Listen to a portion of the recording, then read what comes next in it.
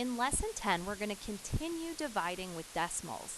This time, however, our divisor is going to include the decimal instead of just the dividend like the previous lesson. So looking at the problems, I'm going to kind of walk you through what it wants us to do in this table without necessarily reading each step first. So if you look in the first column, it's asking you for the divisor. Don't forget, the divisor is the number that you're dividing by. So here I'm dividing by 3.2 or 3 2/10. So I'm going to write down my divisor. Now it's asking for a power of 10. What it wants us to do here is state the power of 10 you would use to convert the divisor to a whole number. So what that means is what would I multiply my divisor by to make it a whole number? And to make a decimal a whole number, it just means you're moving the decimal to the end of the number. However many places you move that decimal is the power of 10 that you're working with. So I'm moving this one place to put it to the end. There's 1 0 in the number 10. So the power of 10 I would be multiplying by is 10. So I'm going to change this problem so that I'm not actually dividing by this decimal. I'm going to take my divisor and multiply it by that power of 10 to make it the whole number. So one place to the end turns it into 32. So instead of dividing by 32, I'm going to divide by, instead of dividing by 3.2, I'm going to divide by 32. Now, in order to make this a fair problem, as I like to refer to it as, if I'm dividing my divisor, or multiplying my divisor by 10, I'm also going to multiply my dividend by 10. So I'm going to take my 8.32, or my 8 32/100ths, and multiply it by 10. Notice, just like in fraction world, whatever I do to one, I have to do to the other. I'm multiplying by 10, so I have to multiply by 10 here. Multiplying by a power of 10 just means take the decimal, move it to the right, however many zeros there are in your power of 10. So 1 0, one place to the right. And that turns that into 83.2. Now I'm going to divide using the whole number divisor. So I'm going to be doing 83.2 divided by 32. When you have a decimal in your dividend, remember you just move it straight up into your quotient and divide as though it's not there. So I'm going to see how many times 32 can go into 8. It can't, so I'm going into 83. I'm going to pull to the side just to do a little bit of math to see what number I'll be using. I'm pretty sure it's not going to be 3 because 3 times 3 is 9, which is higher than the 8. So I'm going to use the 2. That goes above the 3 of the 83. I'm going to subtract. So same process as yesterday. I'm doing all of my mental checking to make sure that my subtraction answer is less than my divisor, which it is, bringing down next.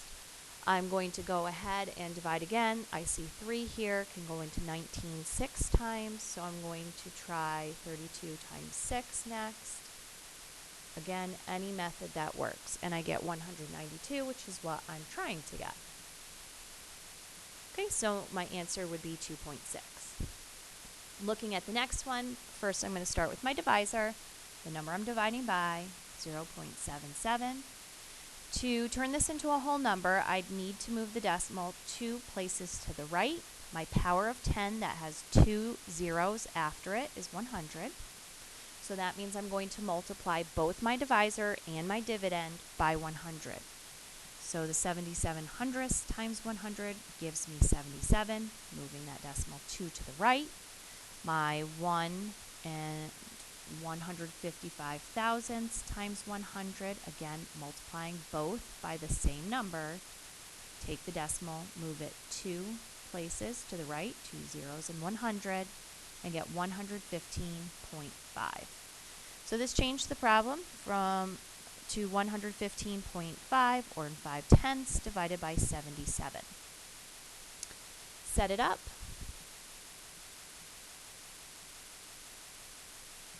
Okay, bring your decimal and your dividend straight up into your quotient.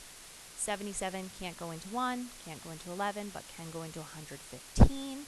I'm going to just To be sure, try times 2, although I know in my head it's too high, so it would be 1 time. I'm subtracting next. 38 is less than 77, so my next step is to bring down. Now I have to see how many times. I see 7 can go into 38 5 times, so I'm going to try 5 and see where that falls. And that falls right at 385. Okay?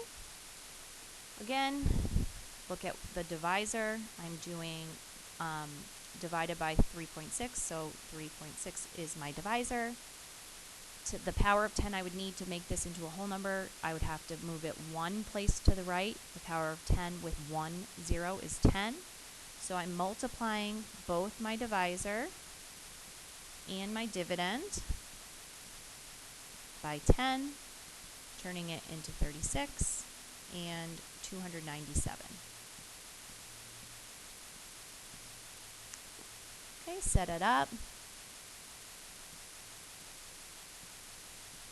Okay, I have to see how many times it can go in. I'm going to look at the 3 into 29, which would be 9. So I'm going to start with 9.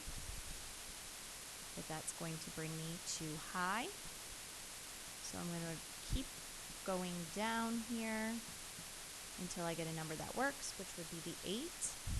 As you can see, it's not going to work out equally at this point. So I'm going to use the method that I used in Lesson 9, which is to attach a decimal to my dividend, pull it up into my quotient, and attach zeros to continue dividing with. Okay, so here I'll look at 36. I'm going to do 36 times 2, which is 72. I'm going to try 36 times 3, but I'm pretty sure it's going to be too high. So I'll use the 2. That gave me 72 to subtract with. And I'm going to keep going. So I'm going to attach another 0 here since it didn't work out equally. Pull it down, continue on. So as I continue on, I see 3 could go into 18 6 times. I would try 6. Some of you may have noticed it's going to be too high. So try 5 next, which does give you the 180 at that point. So you can attach the decimal and as many zeros as you need for it to work out equally, or until you're told to round. So I just want to show you how to do this without having to each time multiply. What I would do is I would rewrite the whole problem set up. So I usually would do 29.7 divided by 3.6 like this. Look at my divisor, move the decimal to the end of the number, see how many times I moved it, which is 1, and move this one 1 as well. Then I would rewrite the problem and divide. So for example, up here, write the problem out. And again, whatever method works best for you is fine. Here, to move this, to make this a whole number, I would take it and move it 1 2 places to turn it into 77. So I would take this and move it 1 2 places to turn it into the 115.5. And then last but not least, up here, I would move it 1 place to get to the end to turn it into 32. So I would have to move this one 1 place as well to the 83.2.